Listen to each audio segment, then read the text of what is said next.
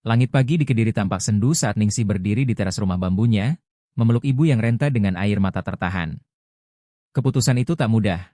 Merantau jauh ke negeri gurun sebagai TKW demi menyelamatkan adik-adiknya dari kelaparan dan menyekolahkan mereka hingga lulus SMA. Ayah telah tiada, sawah warisan digadaikan, dan utang dari koperasi menjerat leher keluarga. Ningsih tahu, harapan satu-satunya adalah dirinya. Dengan tas lusuh dan bekal doa dari ibunya, Ningsih naik bus menuju bandara. Di dalam pesawat menuju Riyadh, ia menggenggam sepotong foto keluarga yang mulai pudar warnanya.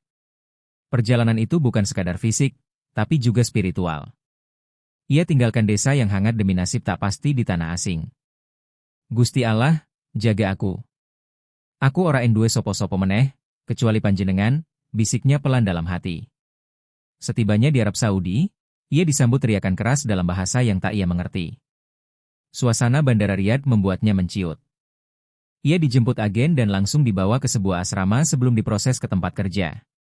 Malam itu, Ningsih tidur di ranjang besi tanpa kasur tebal, berselimut kerinduan, ditemani suara tangis perempuan lain yang juga sama-sama perantau luka. Beberapa hari kemudian, namanya dipanggil. Ia diterima bekerja di sebuah rumah sakit elit kerajaan. Pekerjaannya, cleaning service di lantai VIP. Ia tak mengerti apa-apa soal politik Arab atau keluarga kerajaan. Yang ia tahu, ia harus bekerja sepenuh hati agar tak dipulangkan. Ningsih mulai hari-harinya dengan mengepel lantai marmer yang mengilap dan merapikan bunga segar di kamar pasien istimewa. Di ruangan nomor 702, ia bertemu pasien yang tampak misterius. Laki-laki muda berwajah teduh namun selalu dijaga dua tentara berbaju hitam. Wajahnya sering tertutup selimut hingga dahi, dan hanya matanya yang terlihat tajam, seolah mengamati gerak-gerik setiap orang. Ningsih tak berani menatap lama, tapi ada rasa aneh saat ia berada di dekat pria itu. Seperti sedang berada di tengah pusaran rahasia besar. Pasien itu tak pernah bicara, namun selalu memperhatikan. Ketika Ningsih diam-diam mengganti air minumnya dengan air zam-zam yang ia beli dari tabungannya sendiri, tangan pasien itu sedikit bergerak, seolah terharu. Saat ia membaca surat Yasin pelan di sudut ruangan karena rindu pada ibunya, mata sang pasien tampak berkaca-kaca. Ningsih tak pernah tahu, ia sedang menyentuh hati yang selama ini beku. Hari berganti minggu. Banyak perawat menghindari ruangan 702 karena tekanan dan rumor bahwa pasien itu bukan orang sembarangan.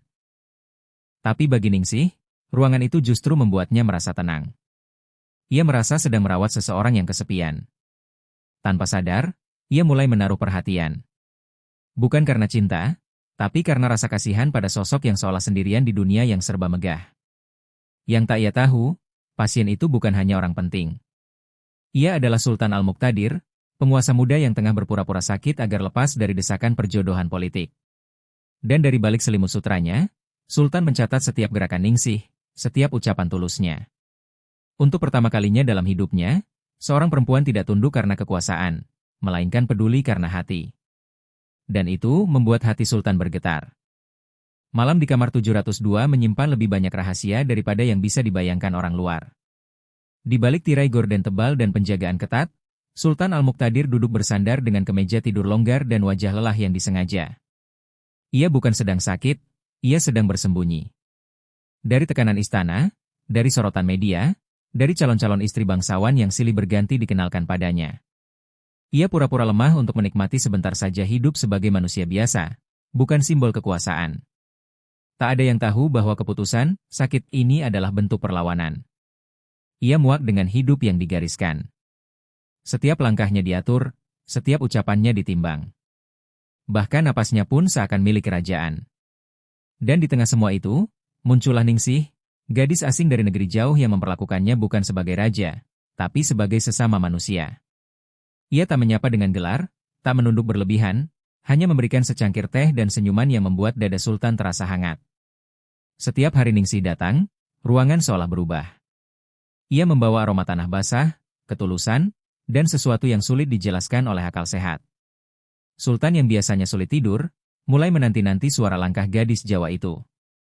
Bahkan ketika ia sedang sendiri, ia memutar ulang kata-kata sederhana yang keluar dari mulut Ningsih, tentang adik-adiknya yang doyan sambal terasi, tentang ibunya yang suka mendongeng kisah Panji, tentang harapan sederhana memiliki rumah berdinding bata. Dalam diam, Sultan mulai memerintahkan pengawalnya, Omar, untuk mencari tahu segalanya tentang Ningsih. Tak butuh waktu lama bagi Omar untuk membawa laporan lengkap. Seorang anak desa, tanpa gelar, tanpa koneksi. Tapi justru karena itu, pesonanya tak tertandingi. Ia bukan wanita yang dipoles untuk memikat raja. Ia adalah mata air yang tak terjamah, jernih dari kepalsuan dunia istana. Sultan tahu perasaannya mulai melenceng dari nalar. Ia adalah penguasa, dan Ningsih hanyalah seorang pekerja kasar. Namun, hati tak peduli pada jabatan. Semakin ia berusaha menahan diri, semakin sering ia memikirkan wajah lugu itu. Ia bahkan pernah pura-pura jatuh dari tempat tidur hanya agar Ningsih dipanggil lebih cepat. Saat tangan gadis itu menyentuh lengannya, ia menahan getaran yang menyeruak begitu kuat. Sementara itu, Ningsih tetap tak tahu siapa sebenarnya pria yang ia rawat. Ia hanya merasa pria itu tampak sendu, seolah ada luka lama yang tak kunjung sembuh. Ia bersikap sopan, menjaga jarak, namun tanpa sadar menanam benih harapan dalam hati seorang sultan. Di setiap doanya, Ningsih memohon agar pekerjaannya lancar dan tak mendapat masalah. Ia tak pernah tahu, justru karena ketulusan itulah, langit sedang menyiapkan kejutan besar untuknya. Pada suatu malam, saat hujan turun tipis di luar jendela Riyadh, peristiwa langka di negeri itu, Sultan menatap langit dari balik tirai, lalu menoleh ke arah Ningsih yang tengah mengganti vas bunga. Dalam hati, ia berikrar, jika benar cinta ini ditakdirkan Tuhan, aku akan menempuh apapun. Aku rela meninggalkan tahta, asal bersanding dengan wanita yang membuatku merasa hidup kembali. Dan sejak malam itu, rencana besar mulai disusun. Rencana gila, berbahaya, dan penuh risiko. Seorang sultan akan mencoba memenangkan hati gadis sederhana, bukan sebagai raja, melainkan sebagai lelaki biasa bernama Mustafa. Hari-hari berlalu tanpa perubahan besar di rumah sakit kerajaan. Namun di dalam hati Sultan Al-Muqtadir, yang kini diam-diam menyebut dirinya Mustafa, badai mulai berkecamuk. Ia semakin yakin bahwa Ningsih bukan sekadar wanita baik hati. Ia adalah jiwa yang merawat luka terdalamnya, tanpa pernah menyentuhnya secara fisik. Ada kesantunan dalam setiap gerakan Ningsih, sebuah kebeningan yang sulit ditemukan di lingkungan istana yang penuh intrik dan tipu daya. Suatu siang, ketika Ningsih sedang membersihkan meja di sisi ranjangnya, Sultan memancing percakapan, pura-pura bertanya dengan suara serak, "Kamu dari mana asalnya?" Ningsih terkejut, selama ini pria itu nyaris tak pernah berbicara. Ia menjawab pelan, "Saya dari Kediri, Tuan." Sambil menunduk sopan, ia buru-buru kembali menyeka meja, seolah takut dianggap lancang. Namun Sultan justru memperhatikan lebih dalam, pada cara Ningsih menjaga jarak namun tetap peduli. Di balik tatapannya yang penuh kuasa, Sultan menyadari bahwa sopan santun Ningsih bukan hasil dari pelatihan profesional, melainkan cerminan pendidikan keluarga yang tulus. Ningsih tidak memaksa senyum, tidak menjilat, tidak menyembah. Ia hadir seperti embun di pagi hari, diam namun menyegarkan. Bahkan saat Sultan menjatuhkan segelas air untuk menguji reaksinya, Ningsih tak panik. Ia hanya tersenyum kecil dan berkata, "Gak apa-apa, Tuan. Air bisa dibersihkan, asal hati jangan kotor." Kata-kata itu menghantam dada Sultan seperti petir. Seorang gadis desa berbicara tentang hati yang bersih, di tempat di mana manusia berlomba menyembunyikan topeng dan agenda. Sore itu, Sultan meminta Omar mencarikan informasi lebih dalam tentang keluarga Ningsih. Ia ingin tahu siapa yang membentuk pribadi seindah itu. Saat laporan datang, hatinya mencelos, sang ayah sudah tiada, ibunya menderita diabetes dan tinggal di gubuk reot, adik-adik Ningsih masih berjuang di sekolah sambil bekerja sambilan. Sultan semakin terikat. Ia tak lagi bisa membohongi diri. Bukan hanya jatuh hati, ia merasa bertanggung jawab. Tapi ia sadar pula, semua ini berbahaya. Ia adalah simbol negara, dan mencintai seorang buruh migran tanpa status bisa menghancurkan reputasi, bahkan menimbulkan gejolak politik. Namun setiap kali Ningsih datang dengan seragam lusuh dan senyum tulus, semua logika runtuh seperti pasir diterpa badai. Di sisi lain, Ningsih mulai merasa ada yang berbeda. Tatapan pria itu tak lagi dingin. Ia kerap memanggil namanya, dan bahkan suatu hari mengucapkan, "Terima kasih," dengan bahasa Indonesia yang terpatah-patah. Ningsih sempat curiga, tapi pikirannya ia tepis. Ia tak ingin menyimpan harapan terhadap seorang pasien misterius yang, baginya, mungkin hanya merasa kesepian. Malam itu, Ningsih pulang ke asrama sambil membawa sekotak roti dari pasien 702. Ia menangis diam-diam. Bukan karena isi kotaknya, tapi karena ada tulisan kecil di dalamnya. "Untuk kamu yang membuatku merasa lebih sehat dari siapapun." Mustafa, tulisan tangan itu sederhana, tapi menyentuh relung jiwanya yang paling sunyi. Ia mulai bertanya-tanya, siapa sebenarnya pria itu? Namun yang belum ia tahu, pria yang ia anggap hanya Tuan Mustafa, adalah satu dari 10 orang paling berpengaruh di dunia, dan kini sedang menyiapkan langkah gila berikutnya demi seorang TKW asal Kediri yang sopan dan berhati bersih. Desas-desus mulai bergulir di koridor istana. Para penasihat kerajaan mencium kejanggalan dalam laporan medis Sultan Al-Muqtadir yang tak kunjung sembuh meski hasil laboratorium menunjukkan kondisi fisik yang normal. Kegelisahan merambat seperti asap di antara dinding marmer istana. Raja tua, paman sang sultan, mulai mencurigai bahwa keponakannya hanya berpura-pura sakit untuk menghindari tekanan politik, terutama perjodohan dengan putri dari keluarga elit Kuwait yang telah dirancang sejak 3 tahun lalu. Di sisi lain, Omar, pengawal pribadi sultan yang paling setia, merasa terjepit. Ia tahu kebenarannya, bahwa semua ini demi seorang gadis bernama Ningsih. Ia pun mulai ragu. Setia kepada negara atau kepada manusia yang telah mengangkatnya dari jalanan menjadi penjaga istana? Dalam diam, ia memperhatikan interaksi Mustafa dan Ningsih. Ia menyadari bahwa cinta ini bukan sekadar obsesi sesaat, melainkan sesuatu yang lebih dalam, yang mampu membuat seorang penguasa rela mempertaruhkan tahta demi hati rakyat jelata. Puncaknya terjadi ketika salah satu pangeran sepupu sultan datang tanpa pemberitahuan, dan melihat langsung Ningsih keluar dari ruangan 702 dengan wajah merah dan senyum kecil. Ia tak tahu konteksnya, tapi bagi orang istana, senyum itu cukup untuk menyalakan alarm. Laporan langsung dikirim ke Dewan Penasihat. Mereka khawatir sang sultan sedang mengalami gangguan mental karena tekanan tahta, atau lebih buruk lagi, terkena pengaruh sihir dari wanita asing. Ketegangan di istana mencapai titik didih. Ibunda Sultan, Ratu Farida, perempuan kuat berdarah Maroko, mendesak agar anaknya segera dipulangkan dan menjalani pernikahan yang telah disiapkan. Ia tak sudi nama keluarganya tercoreng karena hubungan tak pantas dengan pembantu dari negara dunia ketiga. Farida mengirim utusan rahasia untuk menyelidiki latar belakang Ningsih. Sementara itu, Sultan memilih bungkam, masih belum siap mengungkap identitasnya kepada Ningsih. Di rumah sakit, Ningsih mulai merasakan suasana yang tak biasa. Beberapa perawat lain menjauh darinya, bahkan ada yang diam-diam menyindir dengan bahasa Arab yang tak ia pahami. Ia hanya tahu dari tatapan mereka, ada sesuatu yang disembunyikan. Namun ia memilih diam, bekerja lebih keras, dan berdoa lebih khusyuk. Ia hanya ingin mengirim uang ke rumah, bukan menjadi sumber masalah. Suatu malam, Omar memberanikan diri bicara empat mata dengan Sultan. Ia memperingatkan bahwa waktu mereka tak banyak. Maafkan saya, tuanku, tapi jika niat Anda sungguh-sungguh, satu-satunya jalan adalah kejujuran. Jangan sembunyi di balik selimut lagi, ucap Omar dengan suara lirih namun tegas. Sultan termenung. Pilihannya hanya dua, terus bersembunyi dan kehilangan Ningsih, atau membuka semuanya dan siap menghadapi badai. Tak ingin kehilangan kesempatan, Sultan pun memutuskan. Ia meminta Omar mengatur penyamaran baru, sebagai pria biasa bernama Mustafa, bukan lagi pasien rumah sakit, tapi seorang pekerja di bagian administrasi yang baru pindah dari Jeddah. Dengan cara itu, ia bisa mengenal Ningsih tanpa tekanan protokol, tanpa penjagaan, dan tanpa tirai status sosial. Dan malam itu, sebelum tidur, Sultan menatap foto lama almarhum ayahnya.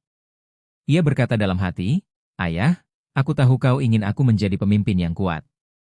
Tapi hari ini, aku ingin menjadi manusia utuh terlebih dahulu. Sebab tanpa cinta, tahta hanyalah penjara yang mewah."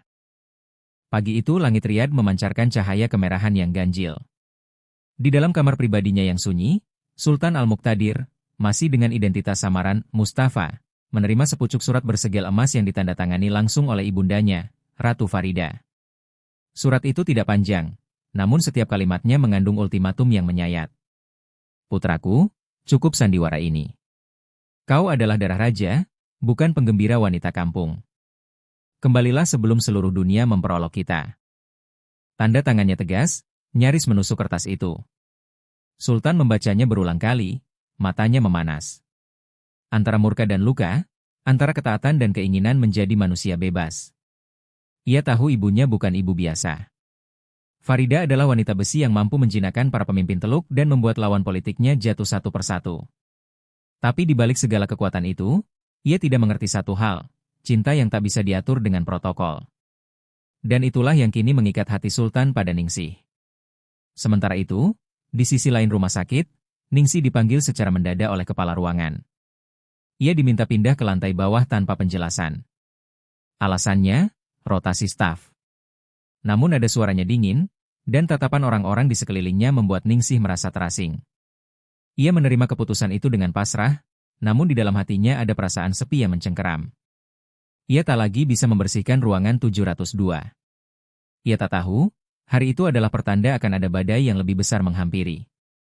Saat mengetahui hal itu, Sultan mengamuk diam-diam. Ia tak bisa menunjukkan identitasnya, tapi ia juga tak sanggup melihat Ningsih disingkirkan begitu saja.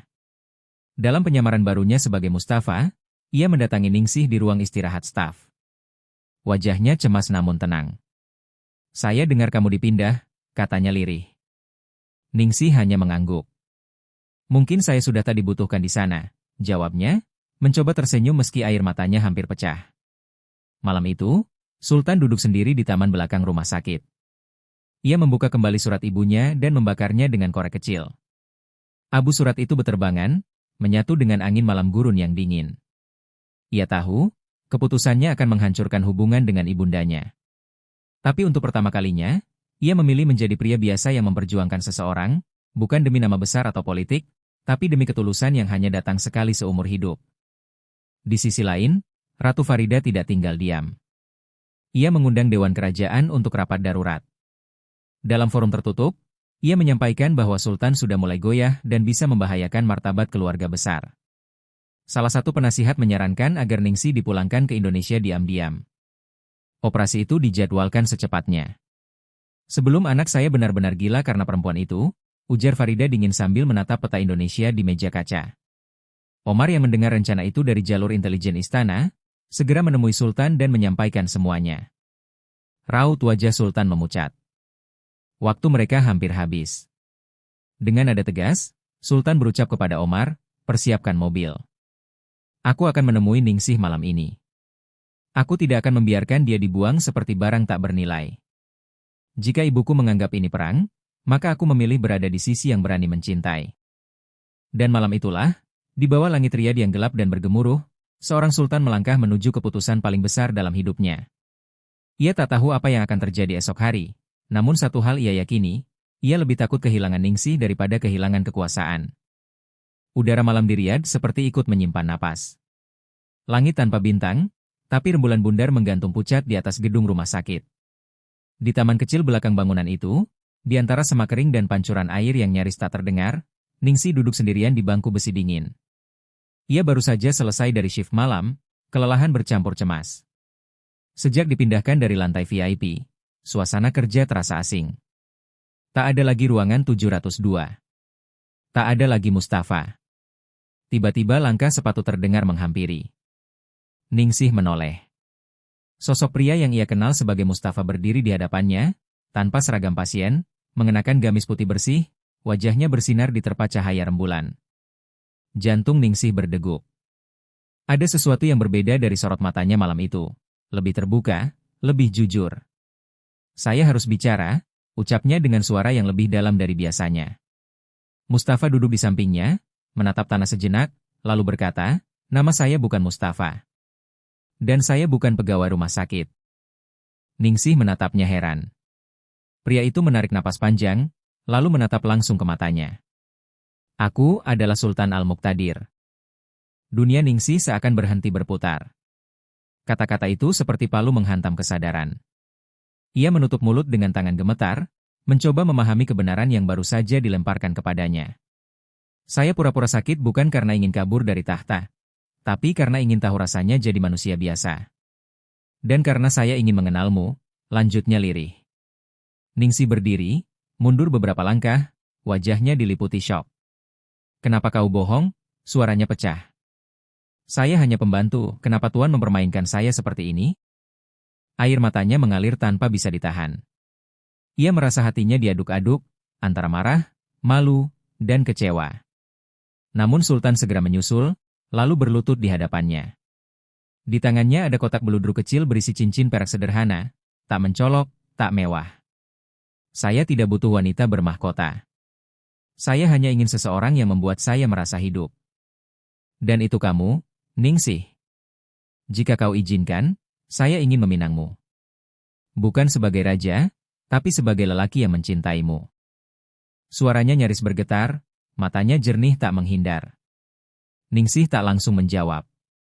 Ia menangis pelan, menggenggam kepalanya yang penuh kebingungan. Di dalam dirinya bertarung perasaan yang tak karuan. Ia tak pernah bermimpi menikah dengan Sultan. Bahkan untuk sekadar berharap, ia merasa tak pantas. Ia hanyalah anak desa, hidup seadanya, bahkan belajar bahasa Arab pun dari teman sesama TKW. Tapi di hadapannya sekarang, pria paling berkuasa di Timur Tengah bersimpuh seperti rakyat biasa. Beberapa menit terlewat dalam diam. Angin malam menyapu lembut wajah mereka. Lalu perlahan, Ningsih menunduk dan berbisik, "Saya tidak tahu harus berkata apa, tapi saya juga bukan wanita yang layak jadi istri Sultan." Sultan tersenyum. "Itulah sebabnya kau justru paling pantas." Ia bangkit, meraih tangan Ningsih dengan penuh hormat, lalu menyematkan cincin itu di jari manisnya, meski Ningsih masih tampak ragu dan bingung. Dan malam itu, di bawah rembulan riad, tanpa saksi megah, tanpa musik atau sorotan kamera, dua hati yang datang dari dunia berbeda saling mengikat janji. Belum ada pesta. Belum ada restu dari istana. Tapi cinta telah memulai peperangan sunyinya. Dan dalam hati Sultan, pertempuran baru saja dimulai, melawan sistem, melawan darah bangsawan, demi satu nama, Ningsih. Keesokan paginya, seluruh kerajaan Riyadh geger. Sebuah foto tersebar di media sosial Arab dengan kecepatan kilat, seorang pria mirip Sultan Al-Muqtadir tengah berlutut di hadapan wanita berpakaian staf kebersihan, cincin tersemat di tangan gadis itu. Gambar itu diambil diam-diam oleh salah satu perawat yang tidak sengaja melewati taman belakang rumah sakit semalam.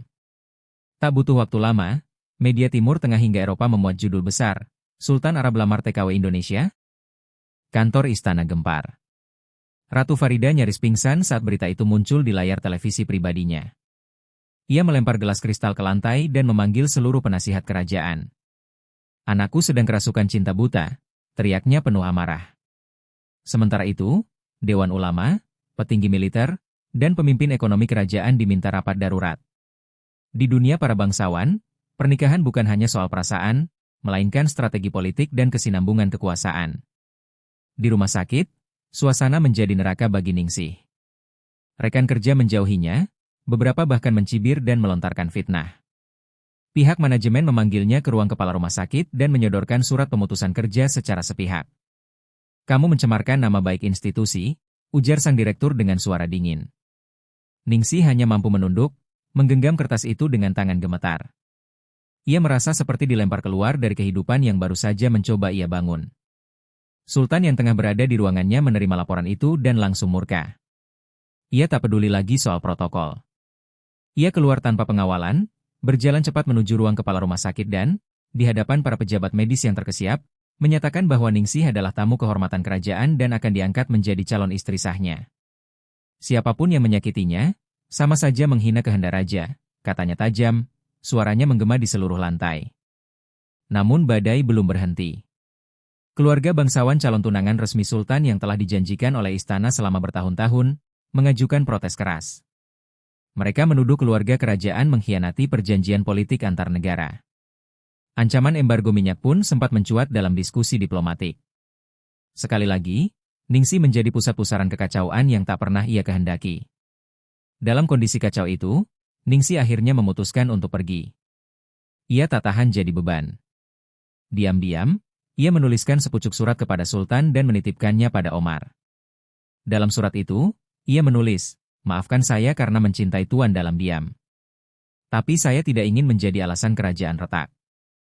Cinta tidak boleh memecah belah. Saya akan pulang ke Kediri, ke dunia yang tak mengenal tahta." Ia naik pesawat malam itu tanpa pamit. Sultan mendapati surat itu pagi harinya. Ia terduduk lemas di kursinya. Matanya merah, dadanya sesak. Untuk pertama kali dalam hidupnya, ia merasakan kekalahan yang tak bisa ditebus dengan kekuasaan. Ia memerintahkan Omar mencari Ningsih sampai ke ujung dunia. Tapi sudah terlambat. Pesawat telah terbang, membawa pergi separuh jiwanya menuju tanah kelahiran yang jauh dari istana, jauh dari glamor, namun dekat dengan keikhlasan. Dan di Kediri, di sebuah rumah tua beratap seng yang bocor saat hujan, Ningsih menangis dalam pelukan ibunya. Ia tak menyesal menolak seorang sultan. Tapi luka di hatinya tak bisa ia sembunyikan. Sebab ketika cinta telah menyentuh langit dan kemudian dijatuhkan ke bumi, ia tak hanya patah, ia nyaris hancur. Bandara Internasional Juanda mendadak lumpuh pagi itu. Pihak keamanan dikejutkan oleh pendaratan pesawat pribadi Kerajaan Arab Saudi yang tanpa pemberitahuan panjang. Dari dalam pesawat, turun seorang pria berwajah teduh dengan pakaian sipil elegan namun bersahaja. Ia dikawal 2 orang kepercayaannya, namun tak membawa pasukan kerajaan, tak diiringi pejabat besar. Pria itu adalah Sultan Al-Muqtadir, datang bukan sebagai penguasa, melainkan sebagai lelaki yang kehilangan separuh jiwanya. Kedatangan Sultan langsung menjadi pemberitaan besar. Wartawan membanjiri bandara, warganet Indonesia heboh, dan pemerintah Indonesia pun terkejut menerima kabar bahwa penguasa Riyadh sedang mencari seorang mantan tenaga kerja yang baru saja kembali dari Timur Tengah. Namun Sultan tak menggubris itu semua. Dengan hati yang remuk tapi penuh tekad, ia memutuskan menyusuri jalan-jalan kecil menuju Kediri, mencari wanita yang membuatnya berani melawan darah biru. Di desa kecil yang sepi, Ningsih sedang menyapu halaman depan rumah ibunya ketika suara deru mobil asing terdengar mendekat. Ia menoleh, matanya membelalak saat melihat sosok yang tak mungkin salah dikenali turun dari kendaraan itu. Air sapu di tangannya tumpah. Ia tak sempat berkata apa-apa, hanya menatap sosok Sultan berdiri di hadapannya dengan senyum getir. Warga mulai berdatangan, bisik-bisik merambat seperti angin menyapu ladang. Sultan melangkah pelan, lalu bersimpu di depan wanita renta yang duduk di kursi bambu, Ibunda Ningsih. Ibu, izinkan saya meminang putri panjenengan dengan hati yang tulus. Ia telah menyelamatkan hidup saya. Bukan sebagai raja, tapi sebagai lelaki yang kesepian. Suaranya parau, gemetar. Ibunda Ningsih hanya menatapnya lama, lalu menitikkan air mata.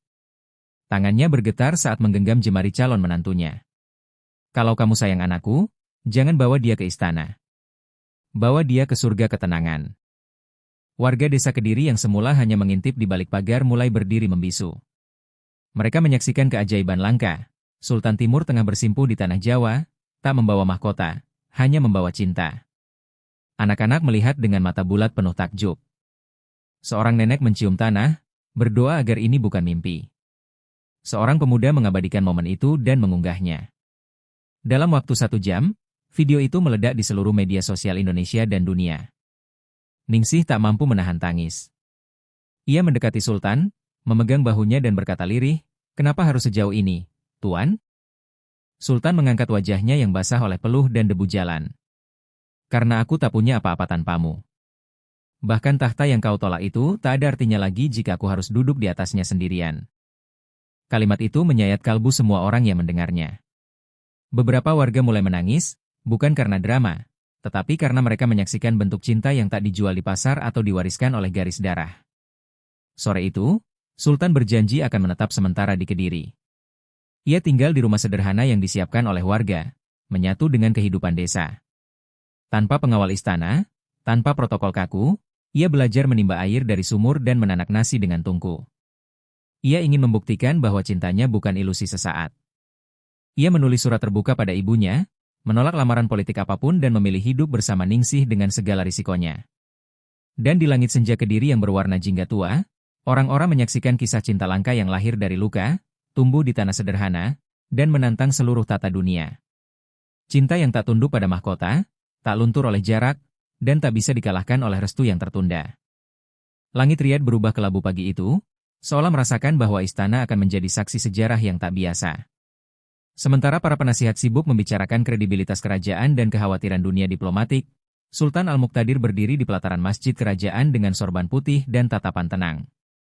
Di sisinya, berdiri seorang perempuan bersahaja berbalut kebaya putih sederhana, dengan mata sembab namun tegas.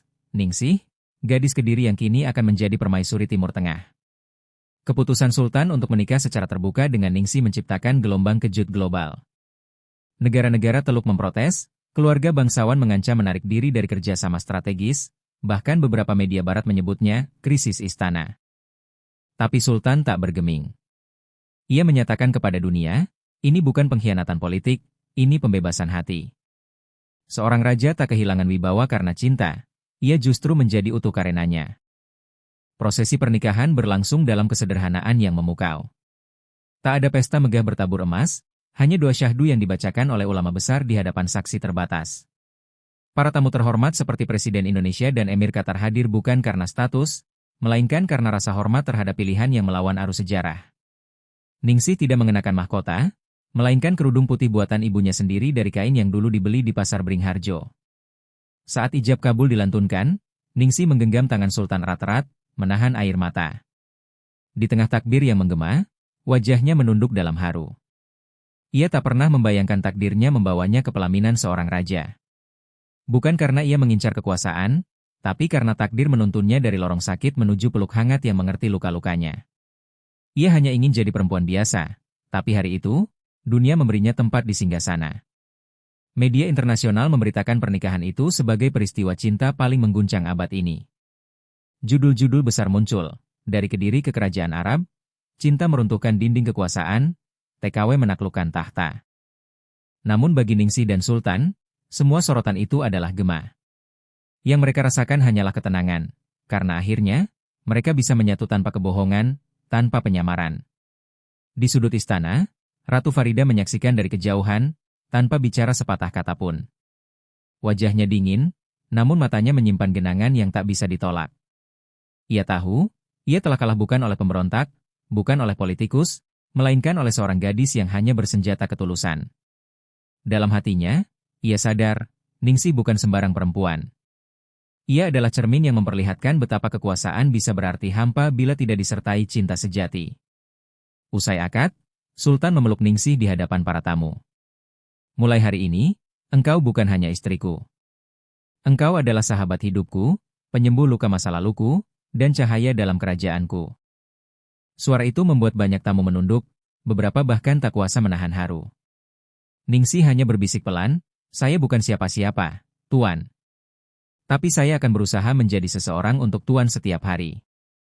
Dan ketika malam menjelang, bintang-bintang Riyadh tampak lebih terang dari biasanya, seolah langit sendiri ikut merayakan pernikahan yang tak hanya menyatukan dua insan, tapi dua dunia yang tak pernah disangka bisa berpadu.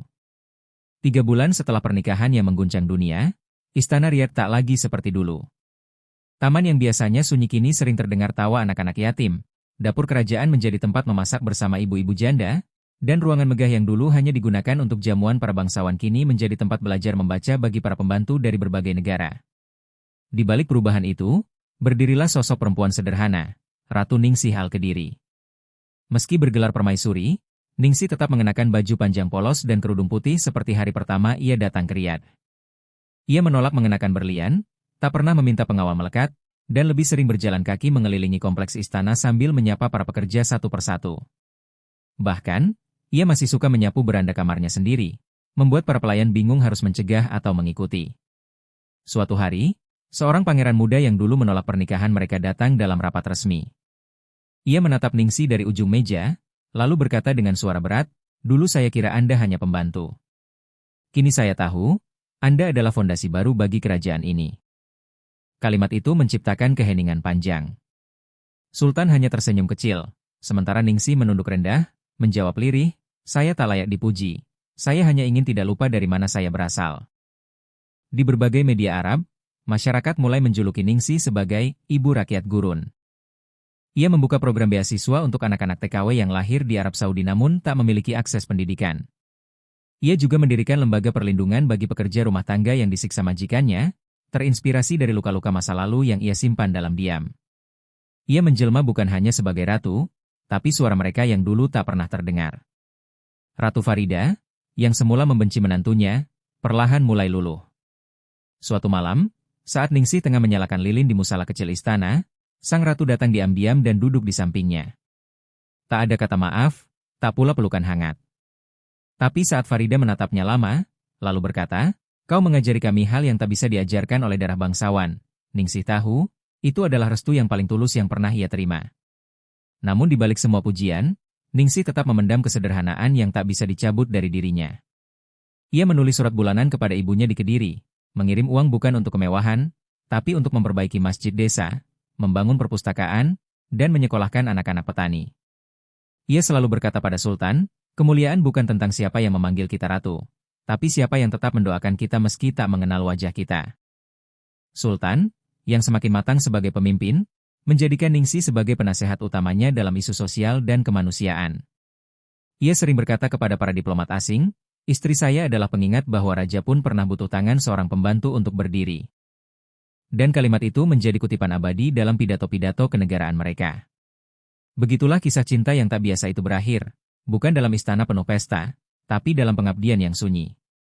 Ningsih, si gadis Kediri, tak hanya menaklukkan hati seorang sultan, tapi juga membangkitkan jiwa sebuah bangsa. Ia bukan hanya ratu, ia adalah cermin dari cinta yang tulus, keberanian yang sederhana, dan kekuatan hati yang tak bisa ditakar oleh mahkota manapun.